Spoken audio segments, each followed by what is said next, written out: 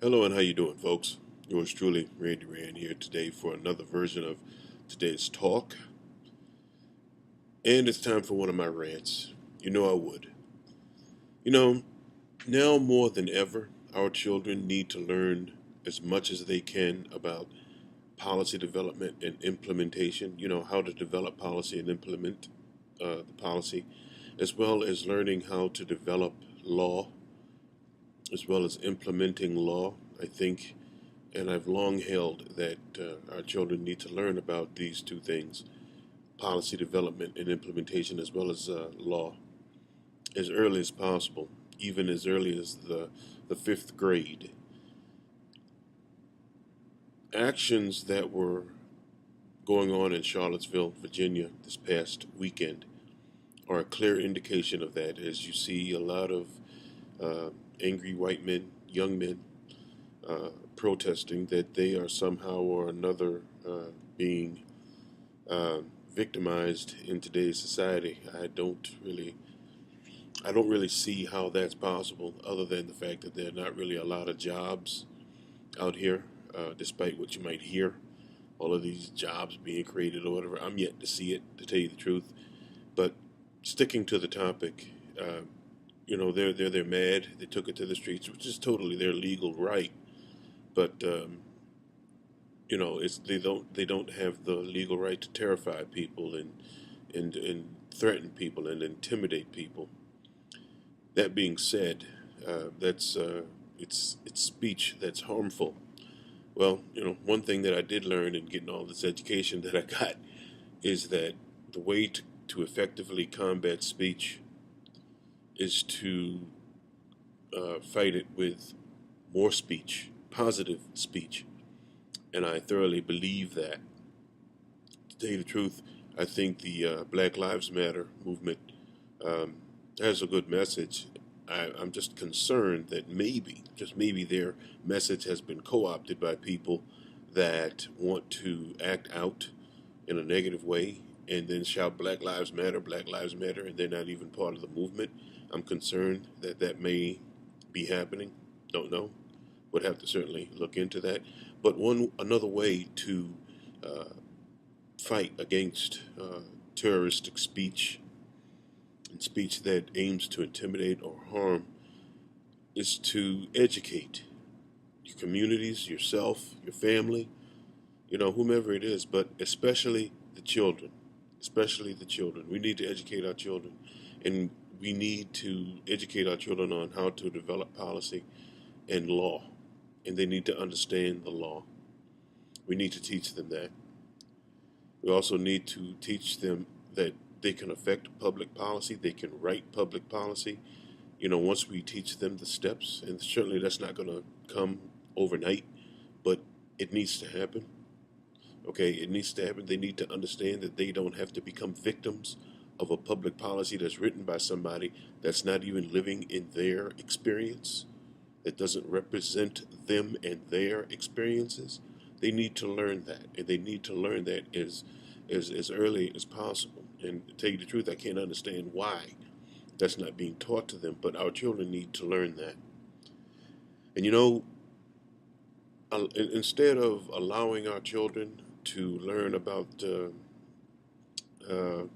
this music that's out there and some of the lyrics that are in this music, I think to some degree and to a large degree, we need to take that away from them, to tell you the truth, because it's not getting them anywhere, and it's not going to get them anywhere.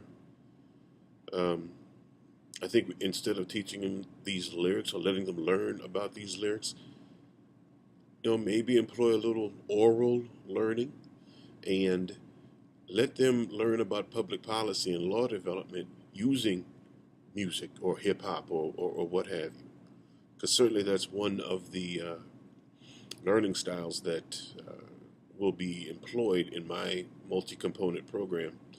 And policy development and implementation and introduction to law is one of the components, but we'll get into that later.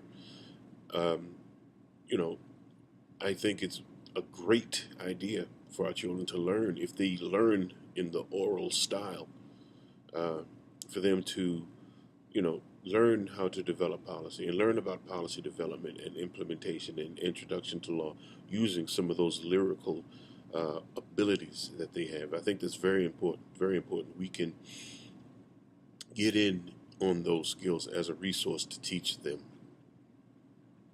Also, as far as taking it to the streets and protesting, see, like it was there in Charlottesville this past weekend, it has its place.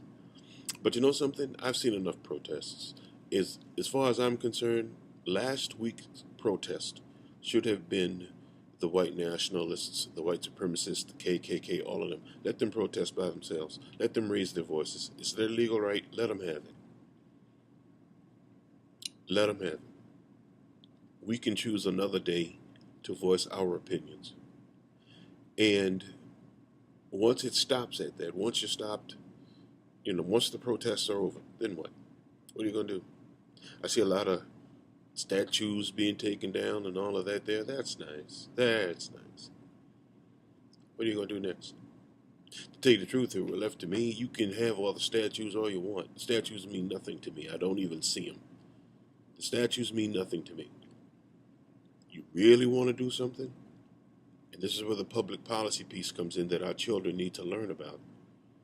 How about adequately funding a lot of these schools that are financially deprived in the first place? Because what you saw out there in Charlottesville, protesting and all of that, there was out of a lot of ignorance. They've never really picked up a history book in their lives. They're not the only ones that are guilty of that. Our people are also. A lot of our people are guilty of that. Hence, walking around calling each other the N-word. But I won't get into that today. Taking it to the streets is one thing. But what are you going to do after that? I propose that through the public policy piece, that schools be properly funded.